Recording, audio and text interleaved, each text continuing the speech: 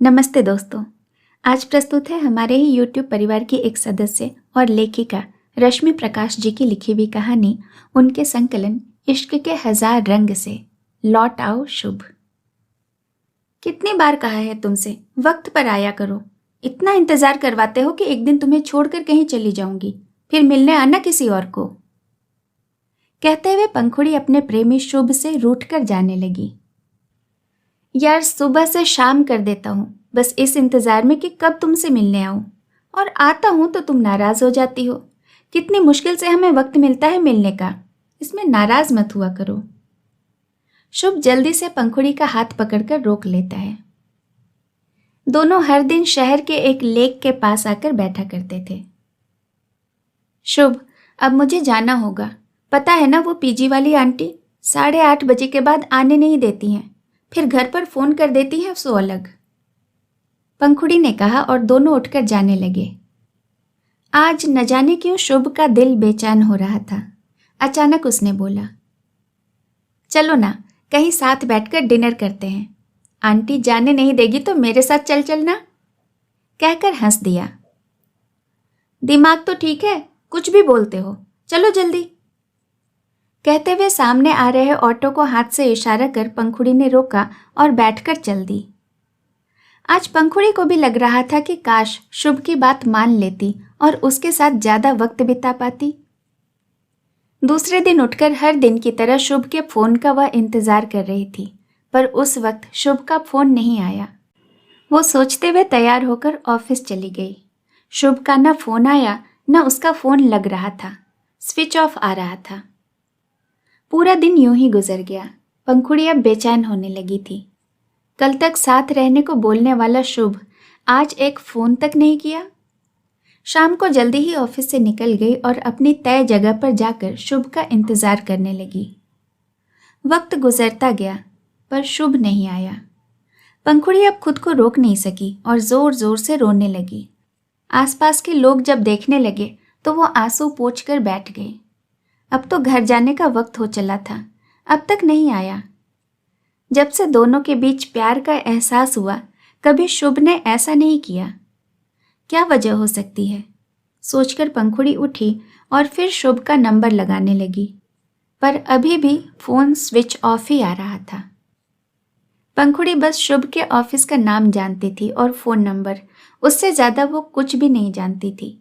सोचने लगी ऑफिस जाकर पता करूं, पर अब तो रात हो गई है, कुछ पता नहीं चलेगा। अब कल ही कुछ होगा। भीगी पल के लिए पंखुड़ी अपने घर की ओर चल दी। पूरी रात आंखों में गुजर गई। हर बार एक हुक सी उठ रही थी, अभी शुभ का फोन आ जाएगा, बात हो जाएगी। अब जब मिलेगा तो कभी नाराज नहीं होंगी। कल उसके साथ ही वक्त गुजार लेती तो कितना अच्छा होता। पता नहीं कहाँ है, किस हाल में है। सोचते सोचते पंखुड़ी की आंख लग गई। पंखुड़ी, पंखुड़ी, अरे सो गई क्या? देखो मैं आ गया। अरे इधर उधर क्या देख रही हो? खिड़की की तरफ देखो। इधर इधर खड़ा हूं मैं। पागल हो क्या? गिर जाओगे, कोई देख लेगा शुभ। तुम भी ना, चलो नीचे उतरो, मैं बाहर आती हूं। कहकर पंखुड़ी घर के बाहर निकलकर शुभ को कसकर पकड़ लेती है। कहाँ थे शुभ? पता भी है मैं कितनी परेशान हो गई थी। अब कभी मुझे छोड़कर मत जाना, मर जाऊंगी तुम्हारे बिना। कहकर पंखुड़ी रोने लगी। अरे अरे अब तो मैं आ गया हूं ना। यार ये बात बात पर रोना शुरू कर देती हो, गुस्सा करती हो। मैं तो बस ये देख रहा था कि मेरे बिना तुम्हारा क्या हाल होता है।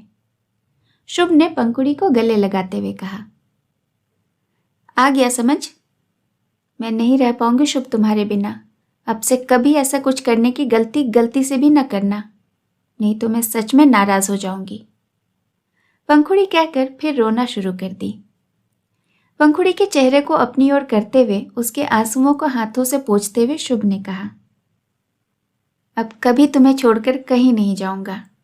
मैं भी तुम्हारे बिना नहीं रह सकता पंखुड़ी।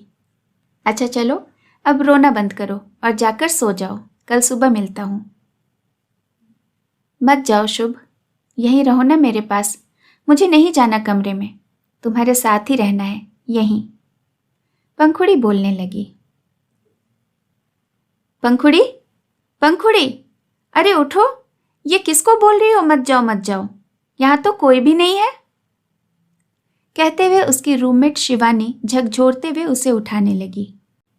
पंखुड़ी हड़बड़ा कर उठी, चारों तरफ नजर घुमाई, पर शुभ, वो तो उधर था ही नहीं। और वो तो बाहर थी, फिर बिस्तर पर कैसे? अपने चेहरे पर हाथ फेरते हुए महसूस कर रही थी कि उसकी आंखों से आंसू भी बह रहे थे। मतलब वो सपना देख रही थी, शुभ आया ही नहीं था। क्या हुआ पंखुड़ी, कुछ परेशानी है क्या? ये शुभ कौन है? तुम बार बार उसका नाम ले रही थी, क्या सपना देख रही थी? मुझे बताओ, शायद मैं तुम्हारी कोई मदद कर पाऊं। शिवानी ने पूछा। इतना सुनते ही पंखुड़ी शिवानी को पकड़कर रोने लगी। जो बात उसने आज तक किसी से नहीं कही थी, आज शिवानी से छिपा न सकी। शुभ से वो पहली बार बस स्टॉप पर मिली थी। एक ही बस पर अक्सर आते जाते नजरें चार होने लगी। पंखुड़ी शुभ से पहले उतर जाती थी। शुभ का ऑफिस पंखुड़ी के बाद आता था। साथ आते जाते पहले थोड़ी थोड़ी बातें शुरू हुई, फिर पसंद नापसंद, क्या करते हो, पर जो होना था वो दोनों महसूस कर रहे थे, पर सामने से कभी बोल नहीं रहे थे। यूं ही 4 महीने गुजर गए। नजरें मिलती झुकती, पर होठ सिले हुए थे। 14 फरवरी का वो दिन जब शुभ ने अपने दिल की बात पंखुड़ी से कह दी।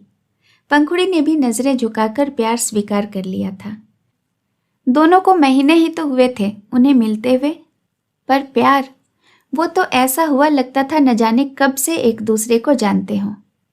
हर दिन लेक पर मिलने लगे और फिर शुभ अचानक गायब हो गया। न फोन लग रहा है, न ही उसके कोई खबर। वो बस इतना जानती है कि वो बिजनेस टावर की बिल्डिंग में आईटी कंपनी में काम करता है। सुबह जाकर कुछ पता करने की कोशिश करूंगी, सोचते ही वह सो गई थी और सपने में शुभ ही आया। शिवानी से ये कहानी कहते समय पंखुड़ी की आंखों से झरझर आंसू बह रहे थे। पंखुड़ी, बिजनेस टावर की बिल्डिंग तो मेरे ऑफिस के पास ही है। सुन, तू चिंता मत कर, मैं आज तेरे शुभ का पता लगा कर ही आऊंगी। तू अपना काम कर, ज्यादा परेशान मत हो। अरे कुछ इमरजेंसी आ गई होगी इसलिए तुम्हें बता नहीं पाया होगा। चल अब कुछ देर और सो जा, अभी सुबह के 4 ही बज रहे हैं। शिवानी पंखुड़ी को समझाते हुए बोली और उसे बिस्तर पर सुला दी। ऑफिस जाते वक्त शिवानी पंखुड़ी को फिर से आश्वासन देने लगी। मैं ऑफिस पहुंचकर पता करती हूँ, फिर तुम्हें बताती हूँ। पंखुड़ी बेमन से तैयार होकर अपने ऑफिस के लिए निकल गई। जब से ऑफिस की टाइमिंग बदली, दोनों के आने जाने का वक्त भी बदल गया था, पर आज पंखुड़ी इस उम्मीद में बस पर चढ़ रही थी कि कहीं से भागते हुए शुभ आ जाएगा और पंखुड़ी से बात करेगा। अब पंखुड़ी कभी उसे देर से आने के लिए ताना नहीं मारेगी, जी भरकर प्यार करेगी और अब बिना रुके शादी की बात अपने घर वालों से करेगी। सोचते सोचते कब ऑफिस आ गया उसे पता भी नहीं चला। अगर पास वाली सीट पर बैठी लड़की उससे यह नहीं कहती कि मुझे उतरना है, साइड हो जाओ। पंखुड़ी ने तब ध्यान दिया कि ये तो उसका भी स्टॉपेज है। ऑफिस पहुंचकर अब वह बस शिवानी के फ़ोन का इंतज़ार कर रही थी। करीबन 2 घंटे बाद शिवानी का फ़ोन आया। खुशी के मारे जल्दी से पंखुड़ी ने फ़ोन उठाया और बोलना शुरू कर दी। मिल गया शुभ, कहाँ है, कैसा है, तूने देखा ना उसको, मैं आ जाऊं क्या? पंखुड़ी मुझे भी कुछ बोलने देगी? शिवानी थोड़ा नरम होकर बोली। सॉरी, हाँ बोल ना। पंखुड़ी, शुभ यहाँ 2 दिनों से नहीं आया है, किसी को कुछ भी पता नहीं है। कुछ दोस्तों ने उसके घर पर भी पता करना चाहा, पर वो वहाँ पर भी नहीं है। उसके माता पिता को भी जब पता चला कि शुभ नहीं मिल रहा है तो वे भी परेशान हो गए। उसका फ़ोन लग ही नहीं रहा है, कोई खबर नहीं मिल रही कि वो कहाँ चला गया। देख, तू रोना नहीं, कुछ दिनों का ही तो साथ था। अब जब किसी को कुछ पता ही नहीं तो तू उसे कहाँ खोज पाएगी। पुलिस में शिकायत की है, पर देख, कुछ पता चलता है तो उसके दोस्त मुझे बता देंगे। शाम में आकर बात करते हैं, अभी मेरी एक मीटिंग है, मुझे जाना होगा। कहकर शिवानी ने फ़ोन रख दिया। पंखुड़ी, वो तो ये सुनकर जड़ हो गई। ऐसे कहाँ जा सकता है बिना किसी को बताए? किसी और लड़की के साथ उसका चक्कर? ना ना, मेरा शुभ तो ऐसा नहीं कर सकता। वो तो मुझे बहुत प्यार करता है, मुझे छोड़कर वो कहीं जा ही नहीं सकता। कहाँ हो तुम शुभ? लौट आओ शुभ, लौट आओ। अब कभी गुस्सा नहीं करूँगी, तुम जो कहोगे वही करूँगी, पर प्लीज़ लौट आओ। कहकर वो अपनी सीट से उठी और वॉशरूम में जाकर फपक फपक कर रोने लगी। नहीं, मेरा शुभ मुझे छोड़कर जा ही नहीं सकता। ज़रूर वो किसी मुसीबत में होगा, मुझे उसको खोजना होगा। वो ज़रूर मेरी राह देख रहा होगा। पंखुड़ी अपने दिमाग पर जोर डालकर सोचने लगी। हम आखिरी बार बात उस दिन घर जाते वक्त किए थे। जब मैं घर पहुंच गई तो वो बोला कि मैं बस का इंतज़ार कर रहा हूँ, जब तक बस नहीं आती बात करो। पर मैं कमरे में जाने के बाद बात बंद कर दी थी। वो उस वक्त उसी जगह होगा जहां मैंने ऑटो लिया था। वो किसी तरह आधे दिन थोड़ा काम करके तबीयत खराब कहकर छुट्टी लेकर निकल गई शुभ को खोजने। जल्दी से बाहर निकलकर वो उस जगह पहुंच गई। कुछ लोगों से पूछताछ करने लगी, पर उस रात की बात कोई नहीं बता पा रहा था। मतलब शुभ को वहां पर किसी ने देखा ही नहीं, ना कोई पहचान पा रहा था। एक पान दुकान वाले ने बस इतना बताया कि वो आकर पानी की बोतल लिए थे, फिर शायद बस का इंतजार करने लगे थे। इससे ज्यादा कुछ पता नहीं चल पाया। पंखुड़ी अब टूटने लगी थी। क्या उसका शुभ अब कभी लौट कर नहीं आएगा? रोते सोचते वो अपने हॉस्टल लौट आई। जब शिवानी आई तो पंखुड़ी की हालत देखकर वो भी रोने लगी। ये क्या हालत बना ली है इसने? कुछ ही महीनों के प्यार में इतना हो सकता है? ये देखकर शिवानी को बहुत आश्चर्य हो रहा था। पंखुड़ी चाह कर भी शुभ का पता नहीं लगा सकी। अपने स्तर पर जितना हो सकता था उतनी खोजबीन कर ली थी, पर शुभ का कोई पता नहीं चल पा रहा था। बहुत सोचकर पंखुड़ी ने निर्णय लिया कि अब वो इस शहर को छोड़कर दूसरे शहर चली जाएगी, ताकि यहाँ रहकर शुभ को बार बार याद कर वो कमजोर न पड़ जाए। पर चाह कर भी शुभ को वो अपने जहन से निकाल नहीं पा रही थी। वक्त यूं ही गुजर रहा था। पंखुड़ी अब बहुत उदास और अकेली हो गई थी। माता पिता शादी करने को कहते रहते, पर वो हर बार अनसुना कर बात को टाल जाती थी। बेटा, अब सब रिश्तेदार कह रहे हैं कि पंखुड़ी की शादी कब कर रहे हो? नौकरी करते 2 साल से ऊपर हो गया है, अब तो कर दीजिए। तू बोल, तुझे कोई पसंद है या फिर कोई तेरी नज़र में हो तो हमें बता। एक दिन कोमल जी ने पंखुड़ी से पूछा। माँ, कितनी बार कहा है मुझे शादी नहीं करनी। देखो, अभी नए जगह पर मुझे थोड़ा व्यवस्थित हो जाने दो, फिर सोचूंगी। कहकर पंखुड़ी बात टाल देती। देखते देखते 1 साल बीत गया। 1 साल के बाद नए शहर में पंखुड़ी ने अब कुछ दोस्त बना लिए थे, पर वो अब भी शुभ को भूल नहीं पा रही थी। हर गली मोहल्ले सड़क चौराहे पर उसकी नजरें बस शुभ को ही खोजती रहती थीं। एक दिन पंखुड़ी मॉल गई हुई थी। बहुत जिद किया दोस्तों ने, तब जाकर वो पहली बार कहीं बाहर निकली थी। नहीं तो बस ऑफिस और घर, इसमें ही सिमटी सी उसकी दुनिया रह गई थी। मॉल में सब कुछ न कुछ ले रहे थे, पर पंखुड़ी वहां भी बाहर ही खड़ी थी। तभी उसने देखा कि एक लड़की अपनी लगभग 2 साल की बेटी के साथ शॉपिंग बैग लिए खड़ी है और परेशान सी इधर उधर देख रही है।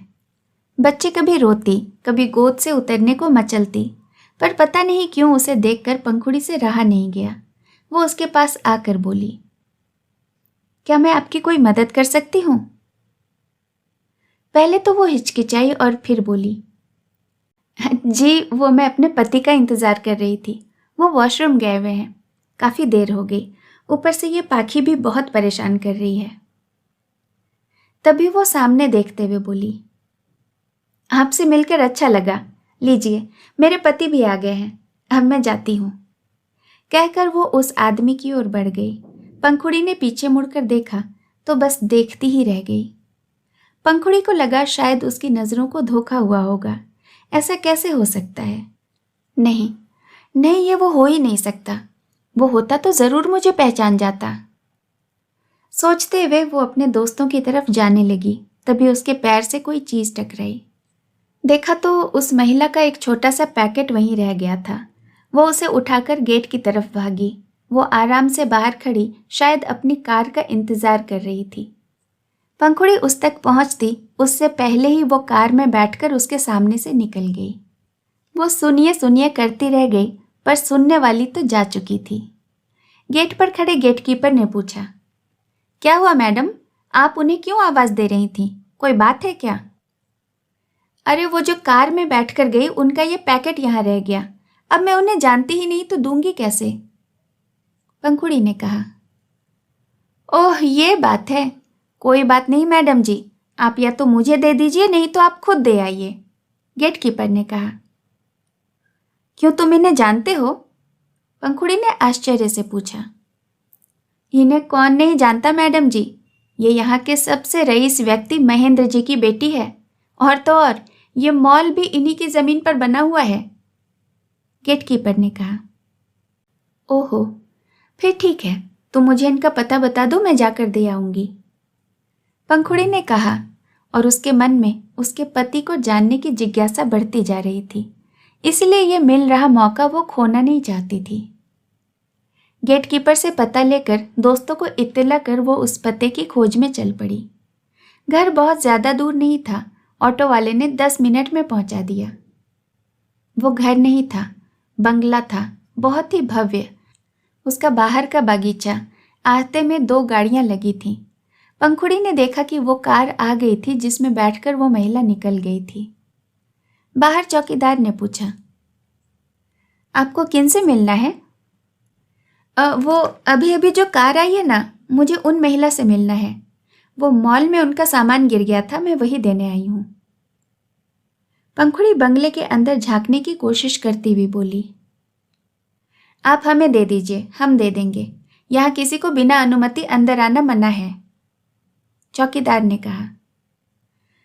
तुम एक बार बोल के तो देखो, बोलना कि वो लड़की जो मॉल में मिली थी उनके पास आपका कोई सामान रह गया है, वही वो देने आई है, वो मना नहीं करेंगी।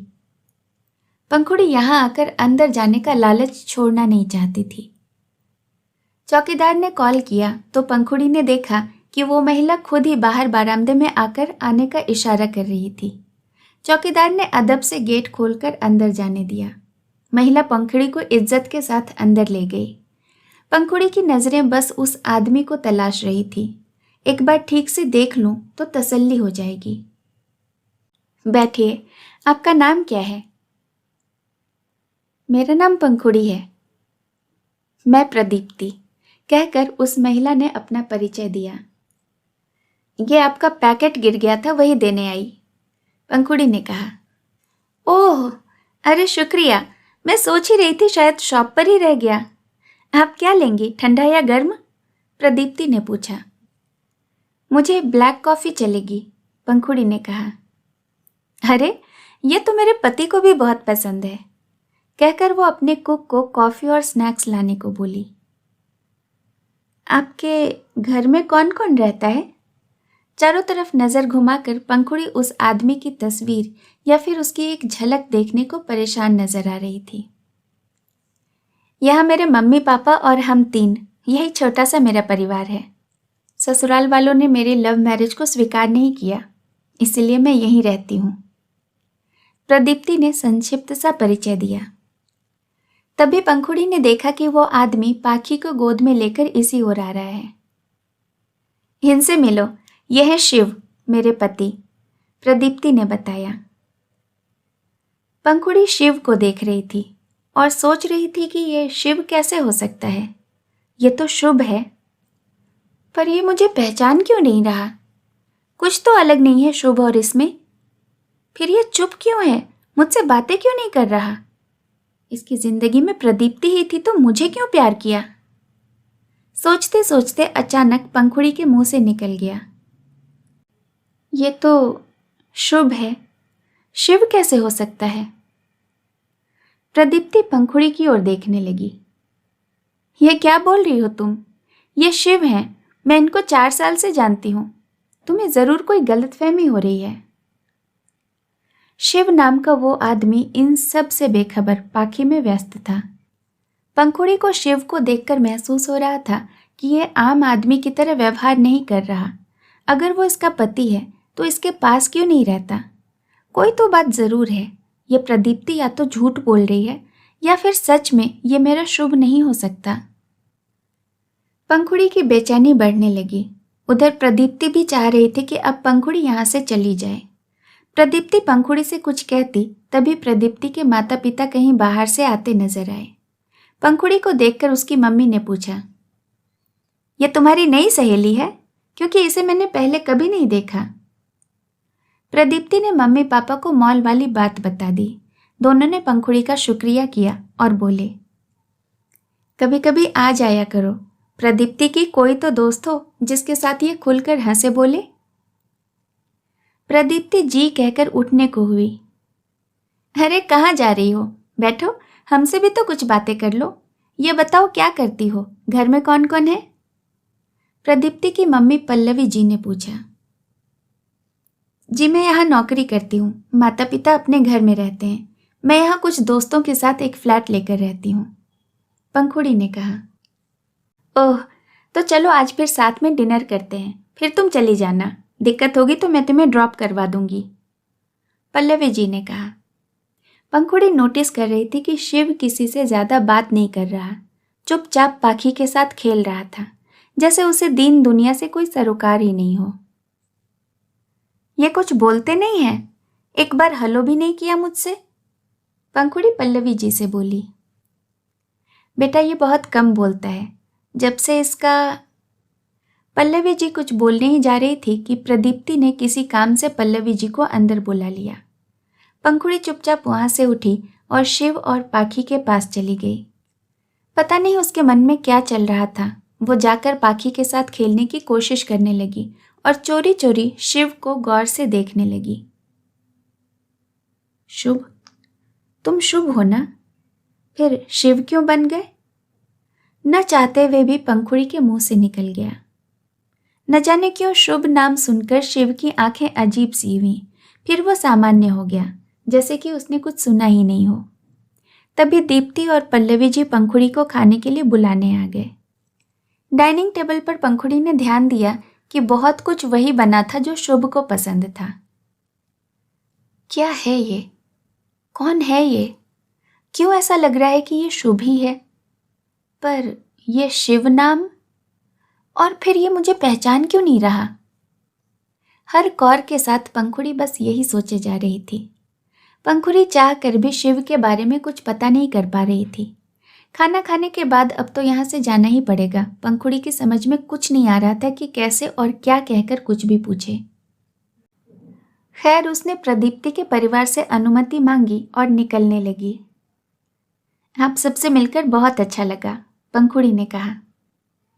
हमें भी बहुत अच्छा लगा बेटा, जब भी मौका मिले आ जाया करो। पाखी भी तुम्हारे साथ बहुत खुश नजर आ रही थी। प्रदीप्ति को भी एक दोस्त मिल जाएगी, तुम्हें ड्राइवर छोड़ाएगा, चिंता न करो, पल्लवी जी ने कहा। धन्यवाद आंटी, इसकी ज़रूरत नहीं है, मैं कैब से चली जाऊंगी, कहकर पंखुड़ी गेट से निकलने लगी कि अचानक उसका पैर दरवाजे के पास रखे गमले से टकरा गया। भारी गमले की वजह से उसके पैर लड़खड़ाने लगे और वो किसी के हाथ का सहारा पाकर अपने पैर को देखने लगी। यह स्पर्श वो पहले भी महसूस कर चुकी है। देखा तो शिव ने उसका हाथ पकड़ रखा था। आपको चोट तो नहीं लगी? एक आवाज सुनाई दी। ये आवाज 100% शुभ की ही है। सोचकर पंखुड़ी सिर ऊपर उठाई तो देखा शिव है, जो इसे उठाने की कोशिश कर रहा था। तभी जल्दी से प्रदीप्ति आगे आकर पंखुड़ी की मदद करने लगी। पैर की अंगुलियों में थोड़ी चोट लगी देखकर पल्लवी जी ने पंखुड़ी को ड्राइवर के साथ उसे उसके घर भिजवा दिया, इस वादे के साथ कि अगले सप्ताह वो घर जरूर आएगी, क्योंकि प्रदीप्ति का जन्मदिन है। प्रदीप्ति जब से शिव को देखी उसमें उसे बस शुभ ही शुभ नजर आ रहा था। पर अगर वो शुभ है तो मुझे पहचान क्यों नहीं रहा? वो शिव बनकर क्यों जी रहा है? वो इतना चुपचाप रहने वाला इंसान तो बिल्कुल भी नहीं है। ये तो इतना चुप रहता है कि इसकी आवाज भी मैंने तब सुनी जब मुझे चोट लगी। इसकी आवाज भी शुभ से मिल रही है। ये चक्कर है क्या? सब कुछ समझ से परे है। यही सब सोचते सोचते पंखुड़ी काम करती और घर लौटती। हाँ, बस जहन में से वो दिन कभी नहीं जाता जब आखिरी बार वो शुभ को देखी थी। देखते देखते वो दिन भी आ गया जब उसे फिर प्रदीप्ति के घर जाना था। प्रदीप्ति के लिए एक अच्छा सा तोहफा लेकर वो उसके जन्मदिन पर घर पहुंची। घर में हल्की सजावट की गई थी। कोई भी मेहमान अब तक आया नहीं था। शिव से मिलने की कसक पंखुड़ी को शायद वक्त से पहले ही यहाँ ले आया था। पल्लवी जी ने देखते हुए कहा, अरे अरे आओ बेटी, बैठो। प्रदीप्ति, पाखी और शिव उनके पापा के साथ पास के मंदिर पर गए हैं। नमस्ते कह के पंखुड़ी वहीं सफेद सोफे पर बैठ गई जहां पहले से पल्लवी जी बैठकर कुछ काम निपटा रही थी। आप बहुत लकी हैं आंटी कि आपके बेटे और दामाद आपके पास रहते हैं। और भी बच्चे हैं क्या? पंखुड़ी ने पूछा। अरे नहीं, बस यही एक इकलौती हमारी बेटी है। बहुत मन्नतों के बाद आई है हमारी जिंदगी में। पल्लवी जी पेपर पर नजरें गड़ाए बोली। वाह, फिर तो प्रदीप्ति बहुत लकी है, पंखुड़ी ने कहा। पता नहीं इसका लक कैसा है, बस हम किसी भी परिस्थिति में उसका साथ नहीं छोड़ सकते, माँ बाप जो हैं। नहीं तो। इतना कहकर पल्लवी जी आंखों पर से चश्मा हटाकर आंसू पोंछने लगी, जो शायद कुछ याद करके छलक आई थी। बेटा, बड़े शौक से हमने प्रदीप्ति की शादी की थी, अच्छे घर की बहू बनाकर विदा किया, पर वे लोग हमारी प्रदीप्ति को ही नहीं, हमारी सारी प्रॉपर्टी हड़पने के लिए शादी को तैयार हुए थे। प्रदीप्ति बहुत समय तक सब बर्दाश्त करती रही। इसी बीच वो प्रेग्नेंट हो गई। वो चाहती थी कि इस बच्चे को उसका पूरा परिवार प्यार दे, पर जब पाखी का जन्म हुआ तो इनके घर वालों ने कहा कि अपने पापा से बोलकर सारी प्रॉपर्टी उनके बेटे के नाम कर दे, तभी वो पाखी को अपनाएंगे। ये इसके लिए तैयार नहीं हुई। कोई भी बेटी जानबूझकर अपने माता पिता को सड़क पर तो नहीं ला सकती। इसने भी गुस्से में वो घर छोड़ दिया। उस दिन गुस्से में ही तो निकली थी। सीट पर 6 महीने की बेटी को लिटा रखा था और तेज गति से कार चला रही थी कि अचानक पाखी रोने लगी और इसका ध्यान उसकी ओर गया। और फिर एक गहरी सांस के साथ वो घबराकर चुप हो गई। फिर क्या हुआ आंटी? पंखुड़ी ने पूछा। तभी बाहर बरामदे में किसी के आने की आहट हुई और वे दोनों सामने देखने लगे। प्रदीप्ति और सारे लोग मंदिर से लौट आए थे। बात वहीं अधूरी रह गई थी और सब प्रदीप्ति के केक कटवाने की तैयारी करने लगे। हल्ला हंगामे के बीच शिव चुपचाप सबको देख रहा था। उसके चेहरे पर जैसे कोई भाव ही नहीं थे। वो बस सबको देख रहा था, सबसे अनजान, बस पाखी के साथ ही हंसता। पंखुड़ी के मन को अब यकीन हो चला था कि कुछ गड़बड़ है शिव को लेकर। खाने के टेबल पर आज पंखुड़ी से रहा नहीं गया तो वो शिव के पास जाकर कुर्सी पर बैठ गई।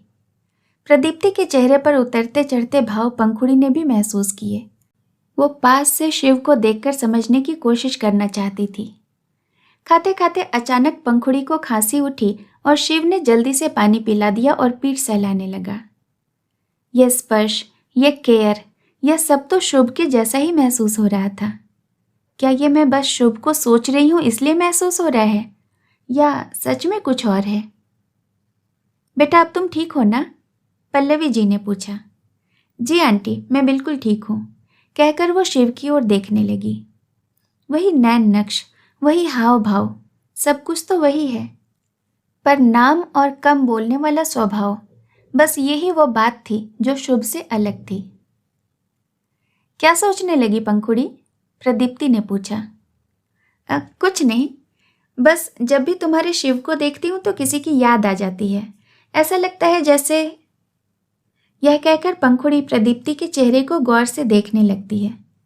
वाकई में प्रदीप्ति के चेहरे का रंग उड़ जाता है।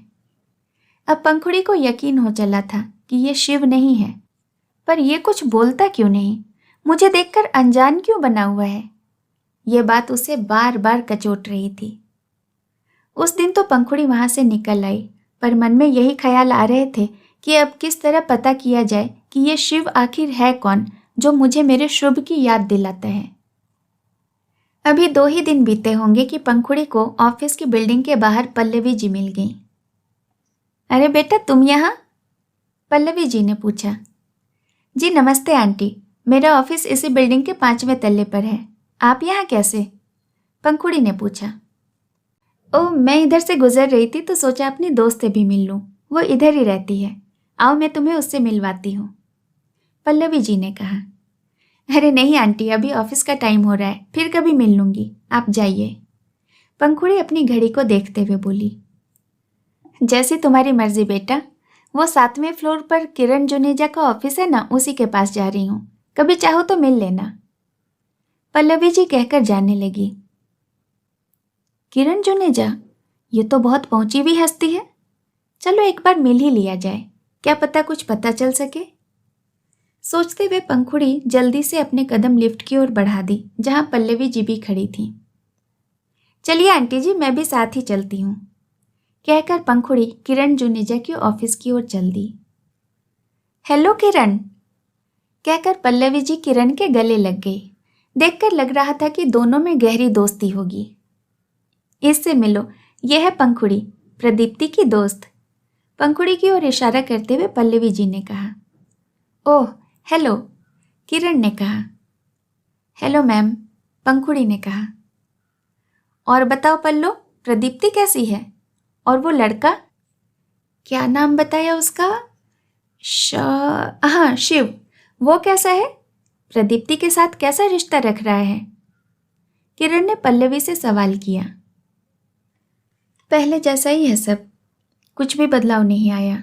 प्रदीप्ति से तो नहीं, पर पाखी के साथ लगा रहता है, पल्लवी जी निराशा के स्वर में बोली।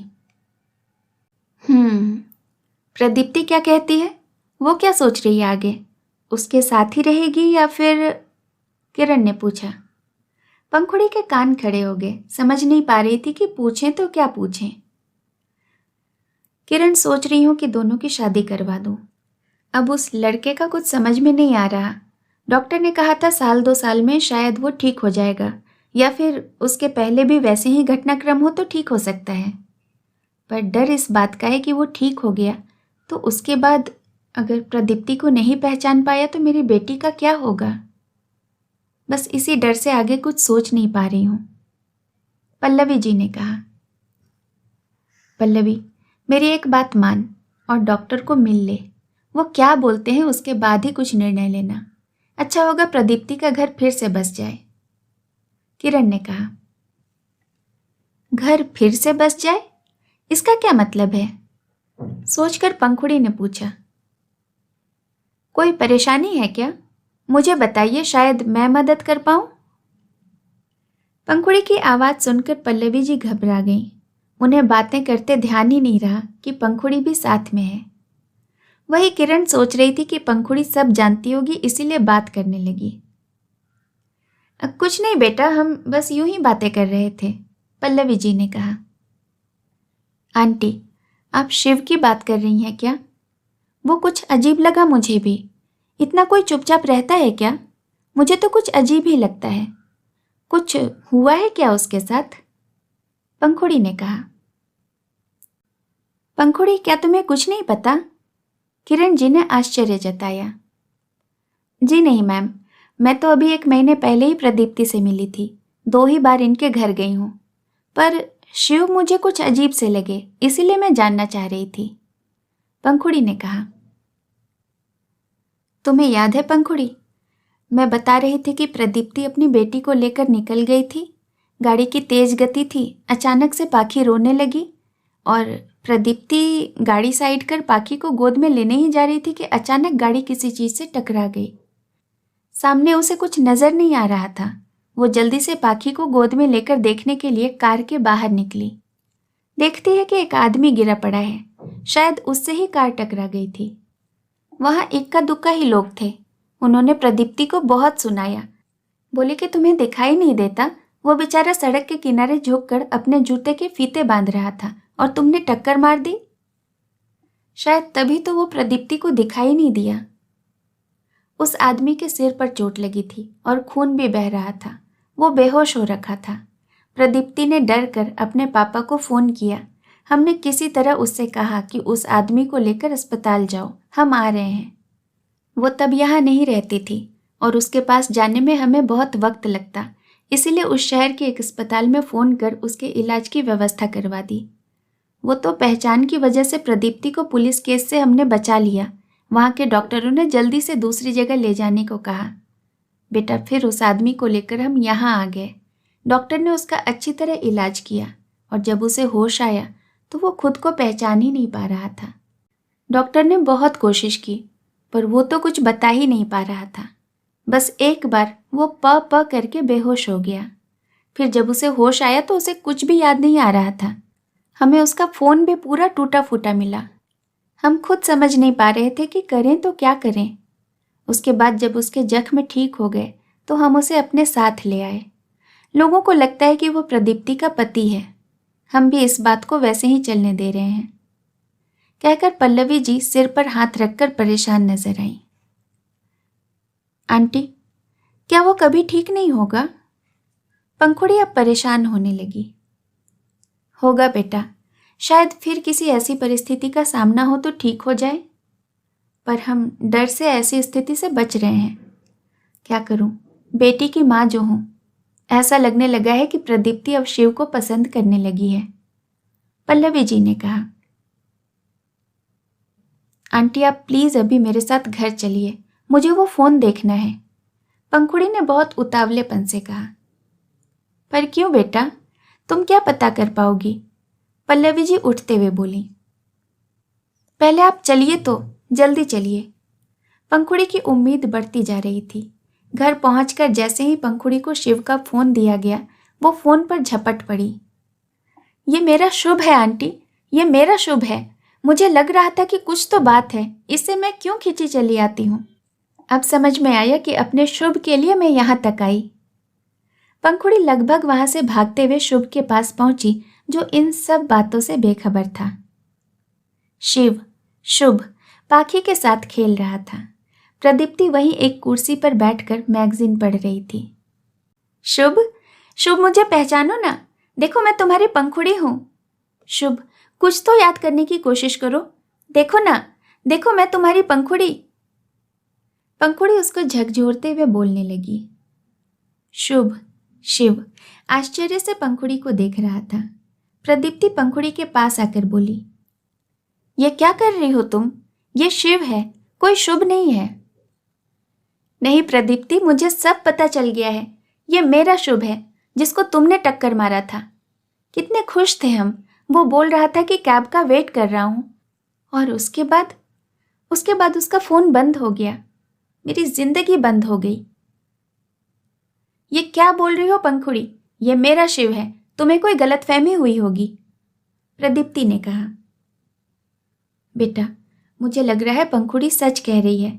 इसने इसका टूटा हुआ फोन पहचान लिया है, उसे आज ठीक करवाने भिजवा दिया है। यह महज एक संयोग नहीं हो सकता बेटा। पंखुड़ी और तुम मिले, ये इन दोनों का प्यार है जो उसे यहाँ तक खींच लाया। इसने रास्ते में मुझे अपने और शुभ के प्यार की सारी दास्तान क्या सुनाई है। पल्लवी जी प्रदीप्ति के पास आकर बोली, पर माँ, फिर मेरी पाखी का क्या होगा? आपने सोचा भी है वो शिव के साथ कितना घुल मिल गई है? प्रदीप्ति रुआंसी होकर बोली, जानती हूं बेटा, पर यह भी तो तुम देखो, जो शिव हम सबसे बातें नहीं करता, उस दिन पंखुड़ी के गिरने पर उसने उसे सहारा दिया था। उस दिन उसे खाने की मेज पर पानी भी दिया। जो तुम्हारे साथ बात तक नहीं करता, वो पंखुड़ी को कभी कभी देखा करता था। ये सब मैंने देखा है। ये दोनों दिलो जान से एक दूसरे को चाहते हैं, ये बात तुम समझ लो। ये तो पंखुड़ी ने कभी जाहिर नहीं होने दिया कि उसे कुछ शक हो रहा है। बेटा, वो चाहती तो पहले ही कह देती कि ये उसका शुभ लग रहा है। वो बिना जांचे परखे कैसे बोल सकती थी? अब हमें बस इसके शुभ की याददाश्त वापस लाने की कोशिश करनी है। आज ही डॉक्टर के पास जाकर हम बात करते हैं, क्योंकि अब तो हम जान गए हैं कि ये शुभ है और पंखुड़ी इसको जानती है। आज से ही इसका उपचार शुरू करवाना है। पल्लवी जी अपनी बात प्रदीप्ति से कहकर पंखुड़ी की ओर देखने लगी। पंखुड़ी शुभ के पास उससे अपनी बातें कहने में मशगूल थी, पर शुभ कभी उसे देखता, कभी शून्य में निहारता। बेटा, ज्यादा दबाव नहीं देना, हम अभी डॉक्टर के पास चलते हैं। वो जैसा बोलेंगे हम वैसा ही करेंगे। हम भी चाहते हैं कि हमारी बेटी की गलती की सजा किसी और को क्यों मिले। चलो, बाहर ड्राइवर इंतजार कर रहा है। कमरे में घुसते हुए प्रदीप्ति के पापा ने कहा। सब अस्पताल जाने को निकल पड़े। कुछ ही दूर गए होंगे कि एक ट्रक तेज गति से गलत दिशा में आते हुए दिखाई पड़ा। ड्राइवर ने बहुत तेजी से ब्रेक लिया। शुभ आगे की सीट पर बैठा था। तेज झटके की वजह से कार रुकी और शुभ का सिर डैशबोर्ड से जा टकराया। कार भी डिवाइडर पर जा लगा। ड्राइवर ने बहुत ही समझदारी से काम लिया और वक्त पर होने वाले हादसे से सबको बचा लिया, पर शुभ जो आगे बैठा था उसे चोट लगी थी। ड्राइवर किसी तरह सबको अस्पताल ले गया। शुभ चोट लगने की वजह से हल्की बेहोशी की हालत में था। पंखुड़ी शुभ के साथ साथ ही थी। शुभ बेहोश हो गया था। मैंने पहले ही कहा था, इनकी याददाश्त सिर पर चोट लगने की वजह से गई थी। शायद इस बार की चोट इन्हें पुरानी सारी बातें याद दिला सके।